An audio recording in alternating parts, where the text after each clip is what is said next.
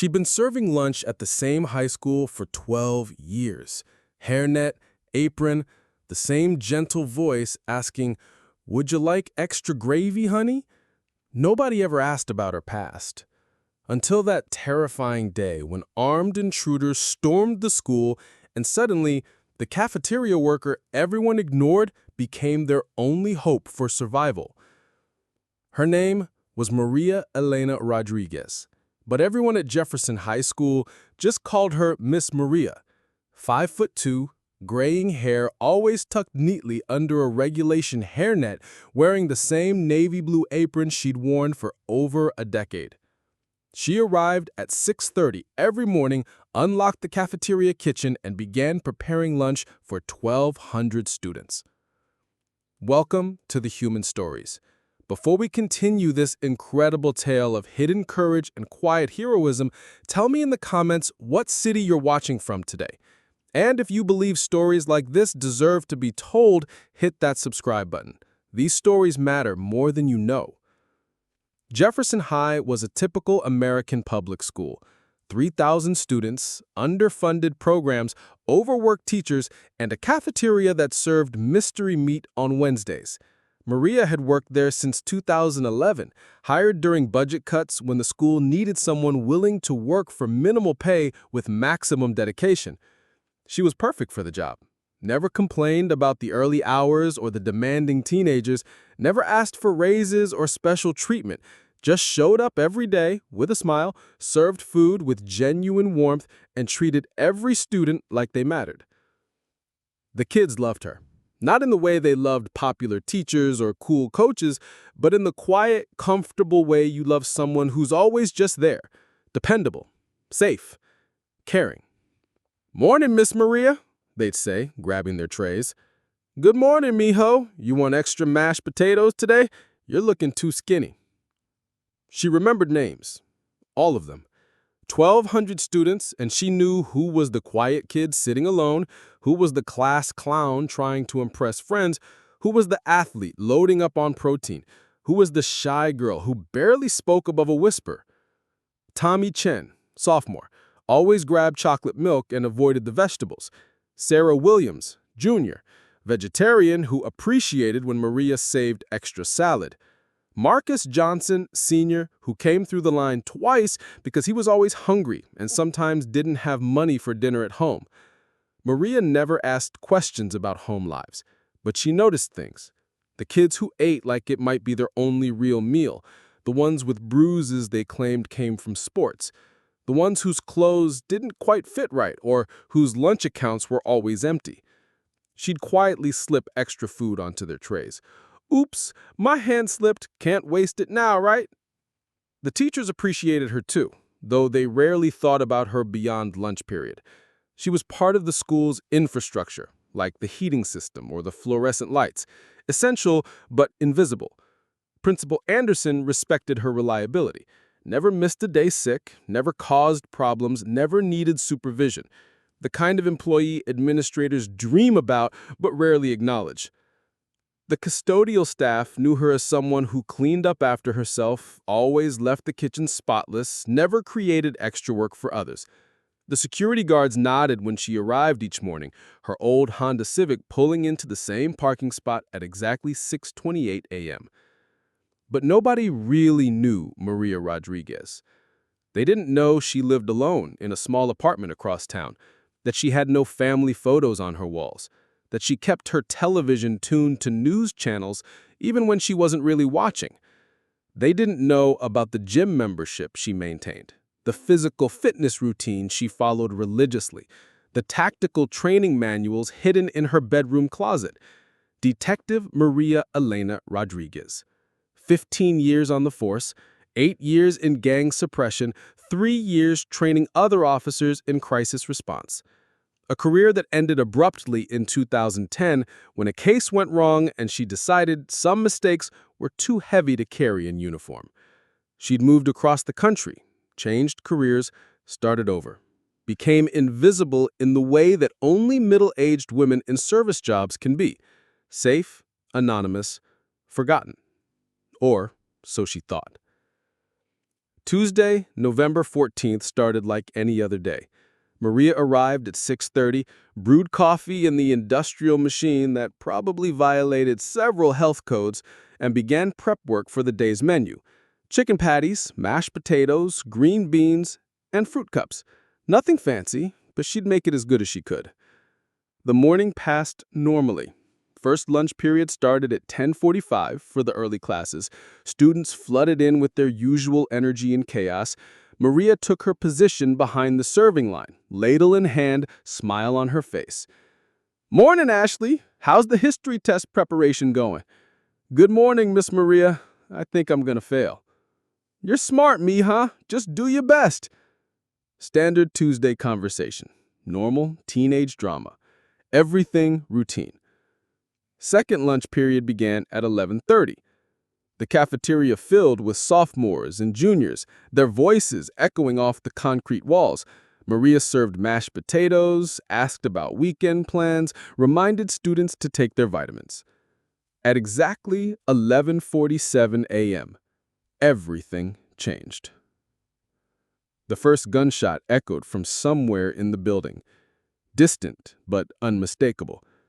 Maria's ladle froze halfway to a student's tray.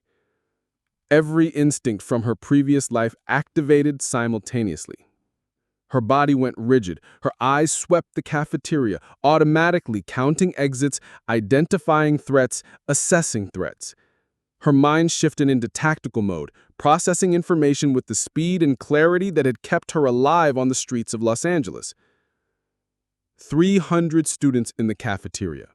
2 main exits, both potentially compromised. Kitchen access through service corridors. Multiple blind spots. Terrible defensive position. The students hadn't registered the sound yet. They were still talking, laughing, focused on their phones and their teenage concerns. Then came the second shot. Closer. And then the lockdown alarm. The piercing electronic wail that every American student has drilled into their muscle memory. The sound that turns normal school days into nightmares. Panic erupted instantly. Students screamed, chairs scattered, trays crashed to the floor. 300 teenagers suddenly realized they were trapped in a large open space with nowhere to hide and no way out. Maria Rodriguez had exactly 3 seconds to make a choice. She could follow the lockdown protocol. Lock the cafeteria doors, turn off the lights, have everyone hide under tables and wait for help. Standard procedure designed to keep people safe until law enforcement arrived.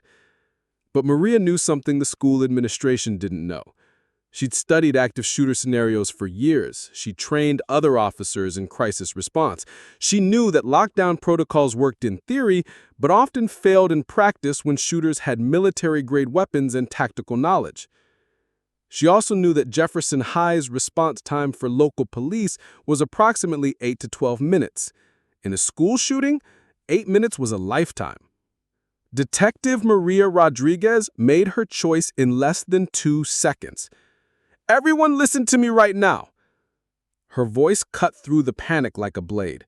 Not the gentle, motherly tone the students knew. This was the voice of someone accustomed to being obeyed instantly, without question, in life-or-death situations. The cafeteria went silent. "My name is Maria Rodriguez. I'm a former police officer with tactical training. We're going to get through this, but you need to do exactly what I say, when I say it, without hesitation. Do you understand?" 300 pairs of teenage eyes stared at her in shock. The quiet lunch lady had vanished. In her place stood someone they'd never seen before, someone whose presence commanded absolute attention. "Do you understand?" "Yes," came a scattered response. "I can't hear you." "Yes!" "Better. Sarah Chen, you're fast. I need you to run to the kitchen and bring me every knife longer than 6 inches. Tommy Williams, you played football. Help me move these tables to create barriers. Everyone else, get behind the serving counter and stay low." The transformation was complete. Maria's body language had changed entirely. She moved with military precision. her eyes constantly scanning. Her voice carried the authority of someone who had commanded respect in far more dangerous situations than this. But the students were still in shock. "Miss Maria," one girl whispered, "I'm scared." She paused, looked directly at the girl, and for just a moment let the gentle cafeteria worker show through. "I know, baby, but we're going to be okay. I promise you that. Now, help me move these tables." The next 4 minutes were controlled chaos. Maria transformed the cafeteria into a defensive position. Tables became barriers. Kitchen knives became weapons for the older students who showed they could handle them responsibly. She identified the athletes, the ROTC kids, the ones with calm temperaments who could help rather than panic. She sent runners through the service corridors to check on other parts of the school. She established communication with students who had cell phones, gathering intelligence on the shooter's location and movement patterns. Most importantly, she kept everyone calm. "Marcus, I need you to watch the north exit. If you see anything unusual, you signal me immediately, but you don't take any action on your own. Understand?" "Yes, Miss Maria." "Rebecca, you're good with technology. I need you to use your phone to monitor social media. See if anyone's posting updates about what's happening in other parts of the school." "Got it." She assigned roles, maintained order, and prepared for the worst while hoping for the best. At 11:52, they heard gunshots from the main hallway. Closer now. "Everyone stay calm," Maria said, her voice steady. "Remember what we practiced. Stay low, stay quiet, and trust me." At 11:54, the cafeteria doors opened. 2 figures in dark clothing entered, weapons raised. They moved tactically, professionally. These weren't disturbed students with handguns. These were adults with military-grade equipment and training. Maria recognized the threat assessment immediately. This wasn't a typical school shooting. This was something planned, coordinated, designed for maximum casualties. The lead gunman scanned the cafeteria, noting the overturned tables, the defensive positioning, the eerie quiet. "Interesting," he said, his voice carrying military bearing. "Someone here knows what they're doing." Maria stepped out from behind the serving counter. The students gasped. Every instinct told them she was walking into certain death. But Detective Maria Rodriguez knew exactly what she was doing. "Let them go," she said, her voice calm and controlled. "They're just kids." The gunman studied her, taking in her cafeteria uniform, her hairnet, her unremarkable appearance. "Just the lunch lady, huh? You seem remarkably calm for someone who's about to die." Maria tilted her head slightly, the same tactical assessment she'd done thousands of times before. 15 years LAPD, gang suppression, tactical response, active shooter training. You're not the first armed man I faced. The gunman's expression shifted. This was not what he'd expected to find in a high school cafeteria. "That's not possible. You're just what? Just a woman? Just the help? Just someone you didn't bother to notice?" The second gunman was getting nervous.